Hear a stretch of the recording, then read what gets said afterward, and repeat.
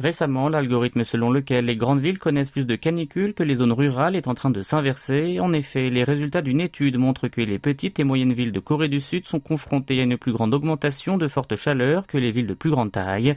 C'est ce que l'Institut national des sciences météorologiques, le NIMS, a constaté à travers une récente recherche dans laquelle 30 régions regroupant des grandes, des moyennes et des petites villes ont été comparées sur une période de 48 ans, de 1973 à 2020. Résultat, tous les 10 ans, le nombre de jours de canicule augmente de 1,8 pour les petites et moyennes villes, comptant plus de 300 000 habitants, contre 1,6 pour les grandes, abritant plus d'1 million d'individus. En revanche, le chiffre est nettement moins élevé dans les zones de moins de 100 000 personnes, avec seulement 1,1 jour.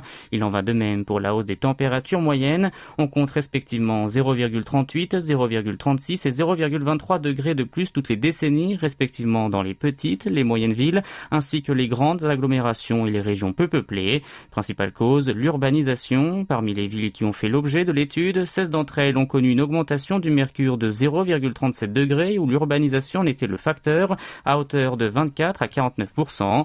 Pour les petites et moyennes villes, le taux s'élevait entre 29 et 50% contre 22 et 47% dans les grandes agglomérations. Le NIMS a expliqué ces différences par la constante croissance des petites et moyennes villes d'une part et la stagnation de celle des grandes de l'autre. Autre raison, la population augmente dans les villes de taille petite et moyenne de 31% de 2015 à 2019 à titre d'exemple, alors que les grandes agglomérations ont vu leur nombre d'habitants plus que doubler depuis les années 1990, ce dernier tend dorénavant à diminuer. D'autres études doivent être menées afin de mettre en place des politiques préventives efficaces contre les fortes chaleurs, concernant entre autres la superficie des espaces verts, la répartition sectorielle des émissions de CO2 ou encore les dispositifs d'évolution des villes.